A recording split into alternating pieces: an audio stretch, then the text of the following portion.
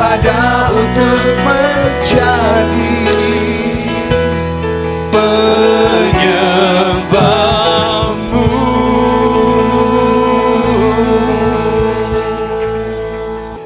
Silakan duduk Bapak Ibu. Puji Tuhan, Shalom. Bapak Ibu, saya percaya bahwa hari-hari ini Tuhan sedang ingin menyatakan kehendaknya bagi setiap orang-orang yang percaya kepada Tuhan. Amin. Jadi saya percaya bahwa hari-hari ini gereja ini akan terlibat dalam pergerakan percepatan anugerah Tuhan di tempat ini. Sebab itu jangan sungkan-sungkan untuk memberikan hati kita, hidup kita untuk siap dipakai oleh Tuhan. Kalau engkau anak muda, berikanlah hidupmu sungguh-sungguh kepada Tuhan. Kalau engkau orang tua yang udah gak bisa bikin apa-apa lagi, tapi engkau bisa melakukan sesuatu hanya datang untuk setia aja, lakukanlah itu sungguh-sungguh untuk Tuhan.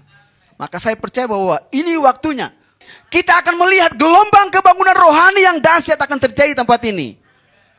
Waktu dalam penyembahan tadi di worship yang kedua, gak tahu Tuhan taruh ayat ini kuat banget. Yoel 2 ayat yang ke-28. Dan saya percaya hal ini akan terjadi. Bahwa percepatan pergerakan penggenapan Tuhan akan terjadi di tempat ini.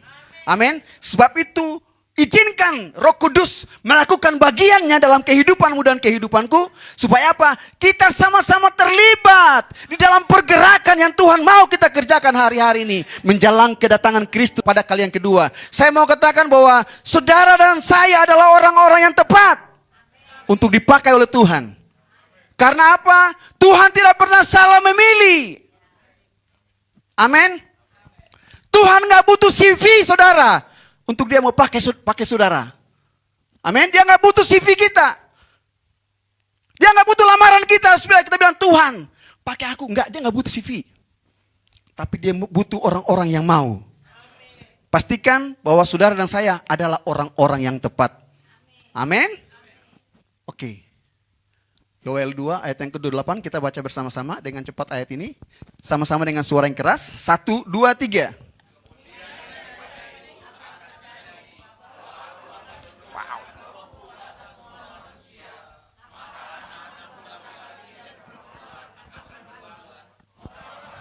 Wow.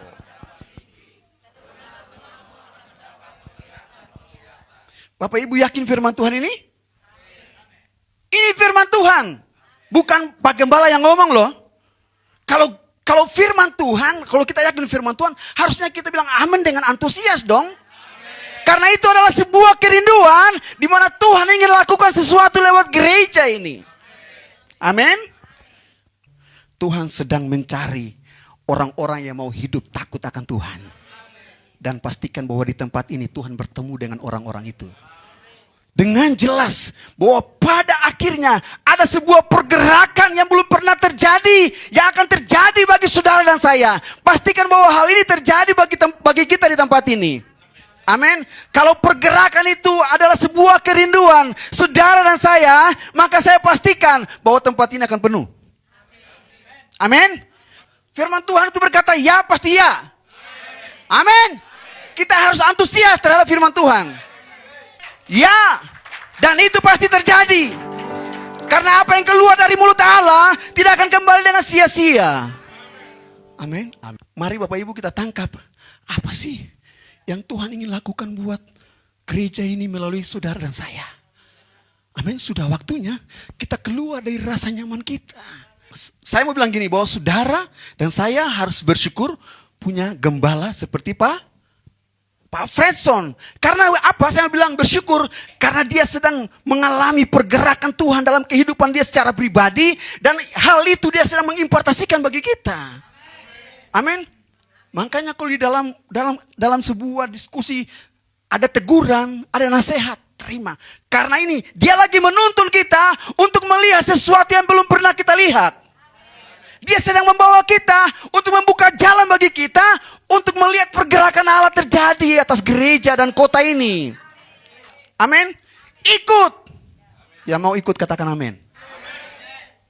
Iya. Sebab pengurapan itu turun dari apa? Dari para pemimpin. Amin. Jadi kalau pemimpin berkata sesuatu untuk demi kemajuan kita, masa kita tolak? Iya dong. Sekalipun itu teguran keras bagi kita, tapi itu kalau sebuah kebaikan bagi kita, lakukanlah itu. Dan Tuhan akan melakukan bagiannya bagi kita. Jadi Bapak Ibu, anak-anak muda, generasi muda yang di tempat ini, mari kita buka hati kita dan izinkan Roh Kudus mulai berperkara dengan kita hari-hari ini. Supaya apa? Roh Kudus mendapati hati kita, hidup kita untuk siap memaksimalkan semua potensi ilahi dalam diri kita ini, di mana saja kita berada. Kita buka, ini ayat yang sesungguhnya, yang saya akan sharing buat kita malam hari ini. Ini firman Tuhan yang sering kita sudah dengar. Di dalam Yunus 1, ayat yang pertama, sampai dengan ayat yang ketiga. Yunus 1, ayat yang pertama sampai dengan ayat yang ketiga. Kita baca sama-sama ya, firman Tuhan yang terambil dalam Yunus 1 ayat 1 sampai ayat yang ketiga. 1, 2, 3. Datanglah firman Tuhan kepada Yunus.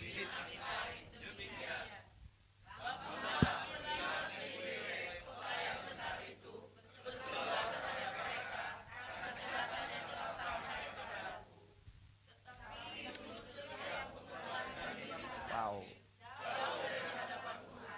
Ia pergi ke Yefo dan mendapati sana sebuah kapal.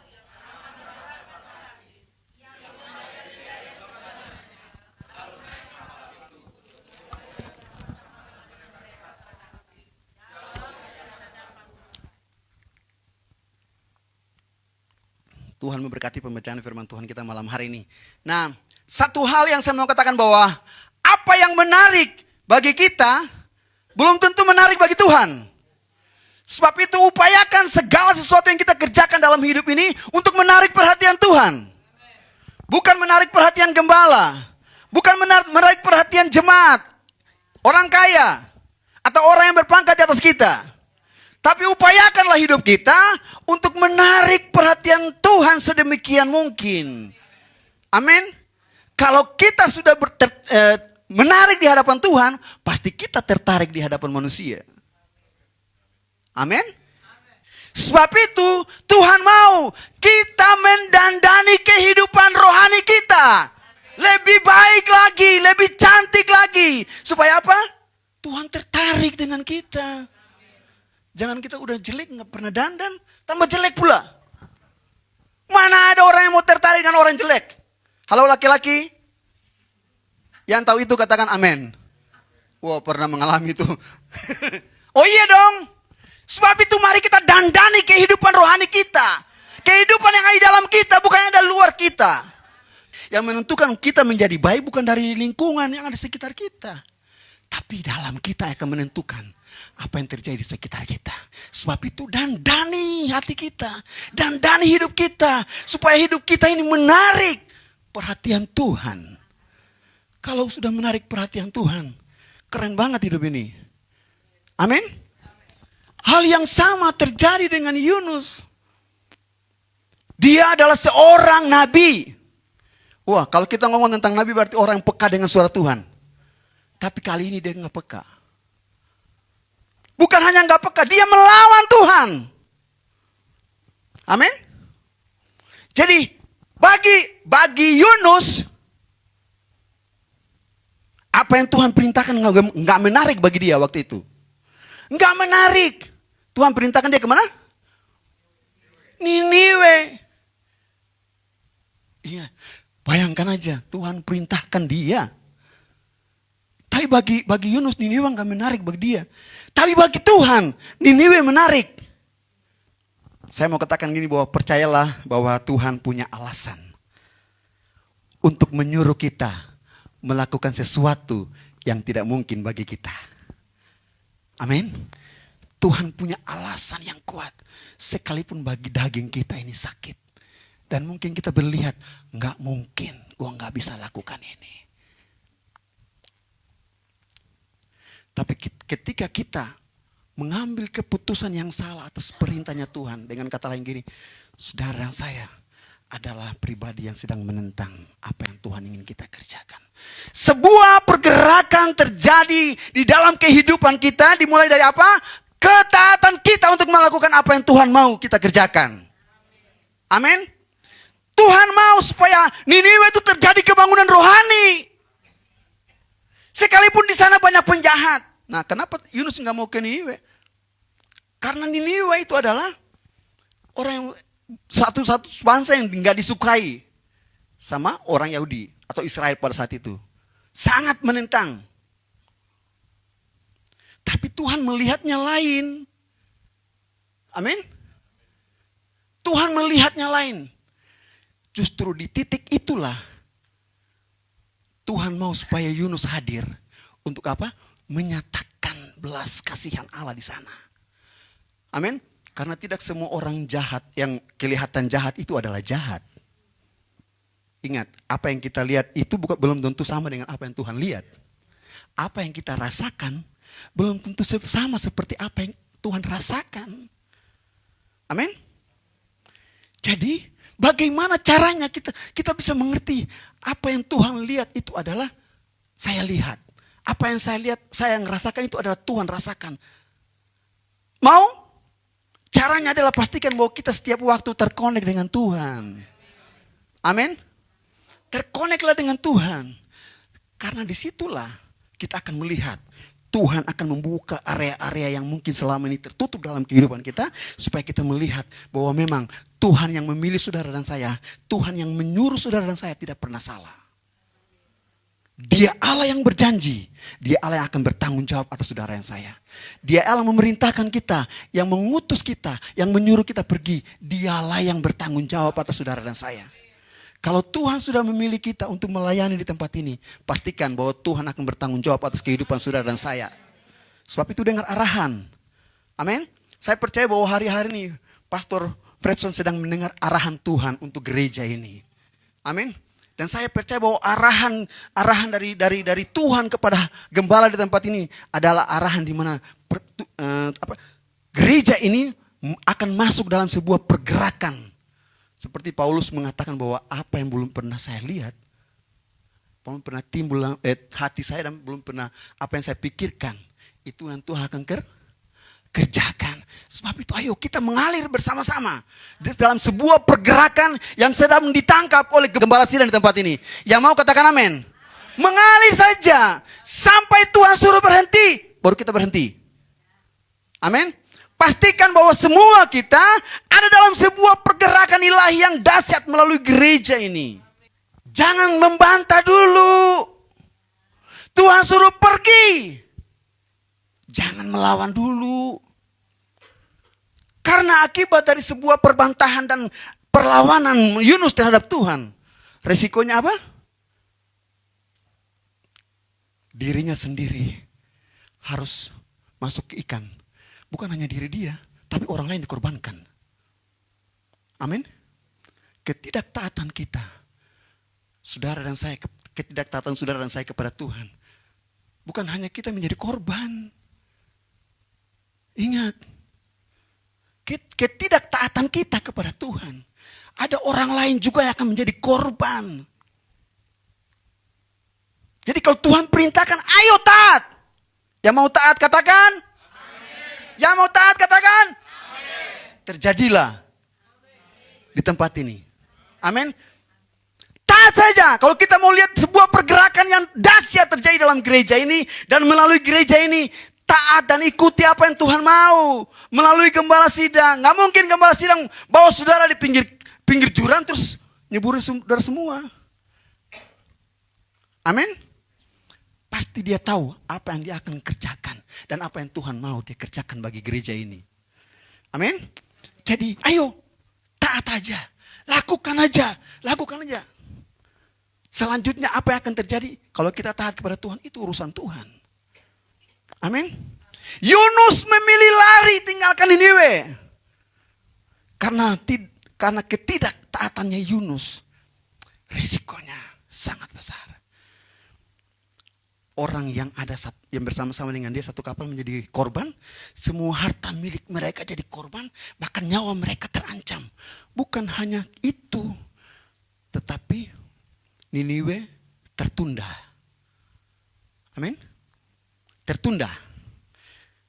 Ingat. Penundaan terjadi karena ketidaktaatannya kita. Betul?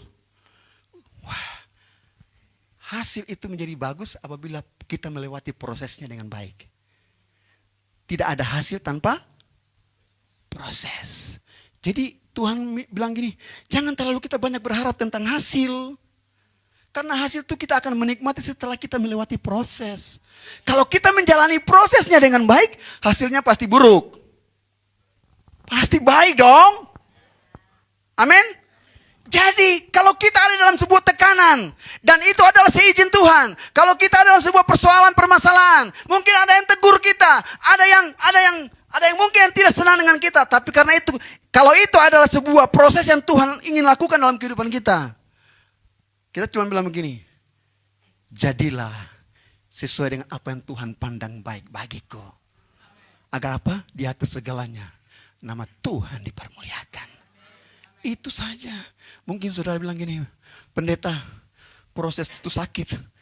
Yang bilang gak sakit itu siapa? Hanya orang mati yang bilang proses itu gak sakit. Bayi pun tahu itu. Amin.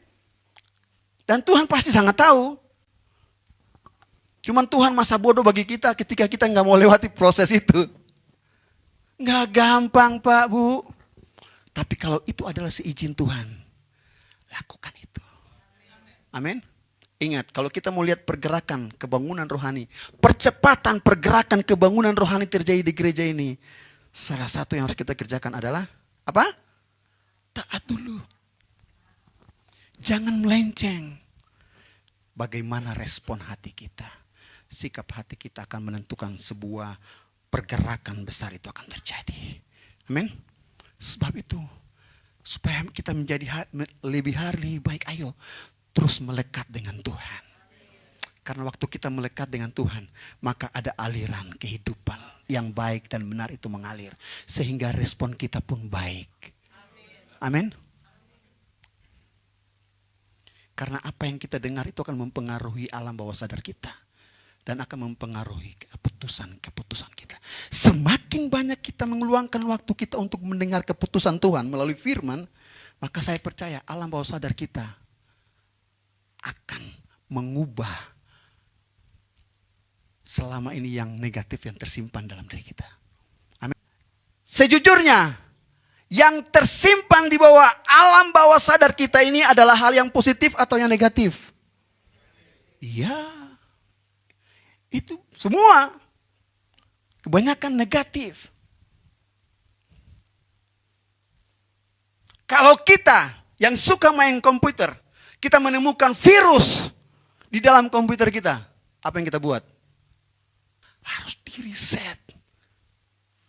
Atau paling tidak kalau ada data-data yang mengganggu, kita harus delete itu. Supaya jangan yang lain terganggu. Betul? Sama halnya dengan kehidupan kita. Di bawah alam bawah sadar ini. Sudah terlalu banyak hal-hal yang negatif terus masuk. Sejak kita lahir sampai kita usia sekarang ini. Selalu negatif kalau kita mau perhitungkan secara persenan. Setiap hari. Kalau ada 1000 kata yang keluar, yang kita dengar. Ada berapa yang positif yang kita simpan di bawah ini? Semua yang ada di bawah alam bawah sadar ini adalah sesuatu yang lama. Kalau yang lama itu adalah mempengaruhi kita untuk kehidupan kita lebih buruk, maka yang harus kita lakukan apa? Harus di-reset, harus di-delete. Amin. Caranya bagaimana? Isi firman. Gantikan itu dengan firman, karena hanya firman yang bisa memperbaharui saudara dan saya. Makanya 2 Korintus 5 ayat 17 bilang apa? Kita adalah ciptaan baru. Yang lama sudah berlalu, yang baru sudah datang. Jadi gantikan semua memori-memori yang lama, yang buruk, yang negatif, yang mengganggu kehidupan selama ini, sehingga kita nggak bertumbuh dalam pengenalan akan Tuhan. Hapus itu semua dan kembali isi memori alam bawah sadar kita dengan hal-hal yang baru, yaitu firman Tuhan. Maka saya pastikan ketika memori kita diganti, maka kita akan berpikir benar. Amin. Kita nggak mudah menghakimi orang. Amin. Kita nggak mudah putus asa. Kita nggak mudah menyerah. Karena apa? Ada firman di dalam memori kita. Ketika hal itu terjadi dalam kehidupan kita, yang keluar adalah firmannya bilang apa? Bersyukurlah dalam segala hal. Tapi kalau nggak ada firman, waktu persoalan datang, waktu masalah datang, yang ada apa? Ngoceh aja. Yang sering mengalami katakan amin. Weh, puji Tuhan, tepuk tangan untuk kita semua. Karena di tempat ini tidak ada. Amin. Kalau kita mau lihat pergerakan besar itu terjadi dalam diri kita, kita harus cuci otak kita, alam bawah sadar kita. Isi dengan benih-benih firman Tuhan.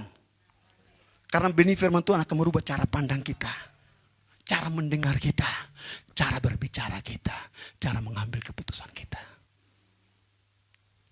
Amin. Lakukan taat. Isi. Harus isi. Kita harus gantikan. Harus gantikan. Bahkan sampai detik ini pun saya terus berperang dengan hal ini. Kadang-kadang bahasa roh, kadang-kadang firman. Karena itu yang harus bisa menguatkan kita. Karena Alkitab bilang gini, perlawanan kita bukan melawan darah dan daging. Roh. Roh itu sesuatu yang yang kita tidak nggak bisa lihat. Nah itu yang kita perangi. Kalau kita nggak punya senjata, kalau kita nggak punya amunisi, hancur leburlah hidup kita. Pastikan bahwa firman ini adalah senjata kita. Firman Tuhan adalah amunisi saudara dan saya. Karena firman Tuhan layak memberikan kekuatan bagi saudara dan saya. Untuk menghadapi segala musuh-musuh kita. Kenapa kita gagal? Ya karena kita masih kalah terhadap diri sendiri. Kita belum menang terhadap diri kita sendiri. Kenapa nggak ada firman? Betul nggak? Karena nggak ada firman. Tapi malam hari ini izinkan Roh Kudus melakukan sesuatu dalam kehidupan kita, terutama di alam bawah sadar kita, untuk merubah sesuatu yang tidak baik menjadi yang baik, yang tidak benar menjadi benar, sehingga kehidupan kita ini akan menjadi lebih benar dan lebih baik. Karena itu yang Tuhan mau. Dan saya pastikan kalau itu terjadi dalam jemaat ini, maka pergerakan yang disampaikan oleh Yoel 2 ayat 28 itu terjadi di tempat ini. Yang mau katakan dengar firman ini dan lakukanlah. Maka kita akan melihat hal itu terjadi. Bahkan tahun ini, sebelum tutup tahun ini, kita akan melihat jiwa-jiwa itu akan bergelimbangan datang di tempat ini. Karena apa? Saudara dan saya adalah orang yang tepat untuk siap dipakai oleh Tuhan. Amin. Sehingga kalau ada jiwa-jiwa yang baru di tempat ini, kita nggak mengabaikan mereka begitu aja. Karena apa? Paradigma kita sudah diubahkan oleh Tuhan. Karena jiwa-jiwa yang datang di tempat ini tidak secara kebetulan. Itu tanggung jawab Bapak Ibu. Para pelayan Tuhan yang di tempat ini. Pastikan bahwa ketika Tuhan utus mereka ke tempat ini. Dan kita harus mengatakan, dia adalah orang yang tepat untuk saya melayani dia. Mau dia miskin ke, mau dia kaya ke, mau dia ganteng ke, mau dia gak cakep ke. Tanggung jawab kita adalah bawa dia untuk berjumpa dengan Tuhan. Melalui pengalaman hidup saudara dan saya. Amin. Generasi muda, pastikan bahwa hari-hari ini kebutuhanmu adalah firman. Karena hanya firman yang akan menjamin kehidupanmu. Hari ini, esok, dan hari depan. Bukan masa lalu yang menjamin kehidupanmu untuk sukses ke depan. Enggak. Masa lalu bukan jaminan untuk engkau sukses. Tapi masa sekarang yang akan menentukan saudara sukses ke depan atau tidak. Amin. Pastikan bahwa hari ini saudara berjumpa dengan satu pribadi yang sanggup membuat hidupmu berbeda. Yaitu siapa? Yesus melalui firman-Nya. Ayo, jadikan firman ini menjadi sebuah gairah untuk kita membacanya. Betul? Wow, kalau itu terjadi di tempat ini Pak Gembala. Wah, keren banget. Dan saya percaya itu akan terjadi. Karena itu adalah sebuah doa yang keluar dari hati seorang gembala untuk jemaat dan gereja ini. Kesaksiannya selalu doa, doa, doa. Hanya itu yang dia bisa lakukan untuk kita. Nah kalau kita punya gembala yang terus berdoa buat kita. Itu berarti punya pengertian dia bertanggung jawab atas kehidupanmu. Untuk di akhirat nanti. Amin. Selama dia masih manusia, maka dia punya banyak kesalahan yang akan terjadi. Tetapi orang-orang yang sudah dilahirkan baru melalui firman Allah yang mengubahkan kita. Cara pandang kita akan berbeda. Cara melihat kita berbeda, cara berbicara pun kita berbeda. Amin. Yang suka mengutuki, stop. Yang suka ngegosip, stop. Karena itu bukan perilaku anak Tuhan. Orang dunia. Suka bicara orang di belakang, stop. Sudah waktunya kita menjunjung tinggi kebenaran di tempat ini. Maka kebenaran itu akan membuat hidup kita berbeda. Amin. Berbeda dengan gereja-gereja yang lain. Berbeda dengan orang yang ada di luar. Karena apa? Ada firman Tuhan yang mengubahkan saudara dan saya. Amin. Itu yang Tuhan mau. Kalau kita sudah diubahkan oleh firman, saya percaya usaha kita akan diberkati oleh Tuhan. Pekerjaan kita akan terus diberkati oleh Tuhan. Rumah tangga kita akan menjadi rumah tangga sakinah, mawadah, dan warahmah. Amin. Karena itu yang kita mau kan? Cuman caranya kita sudah tahu, tapi kita lupa. Caranya cuma satu, kembali kepada firman. Karena proses penciptaan sampai proses manusia ada, dimulai dengan firman.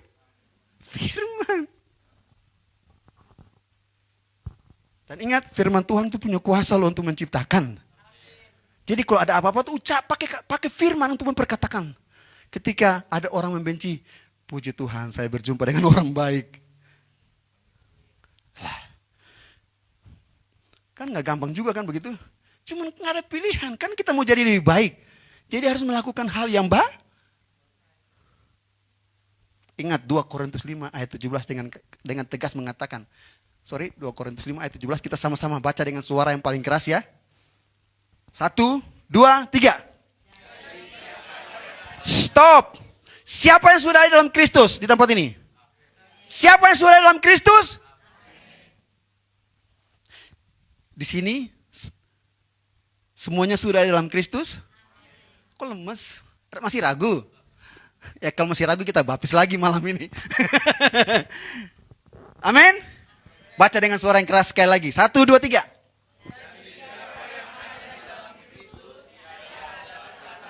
Oke. Coba senggol kiri kananmu dan katakan, engkau sudah menjadi ciptaan yang baru. Amin. Oh iya. Orang yang diciptakan baru akan mendapatkan hal-hal yang baru. Amin. Wah keren. Seterusnya. Terus. Oke, coba gamparin. Kehidupan lamamu sudah berubah. Amin. Oh iya.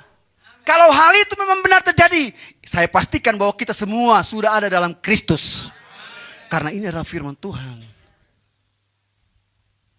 Kalau kita masih hidup lama, berarti kita belum ada dalam Kristus. Simple aja. Jadi lakukan aja bagian kita ini loh.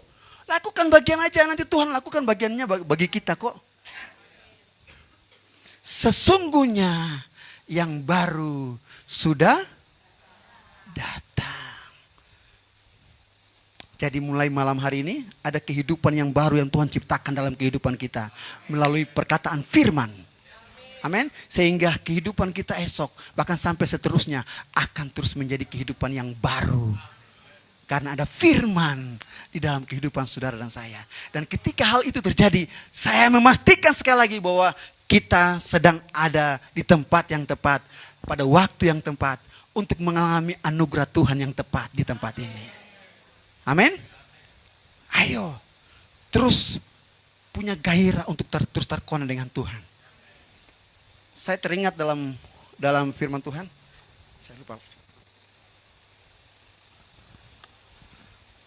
Paulus bilang gini, bahwa hari-hari ini akan semakin hari semakin jahat.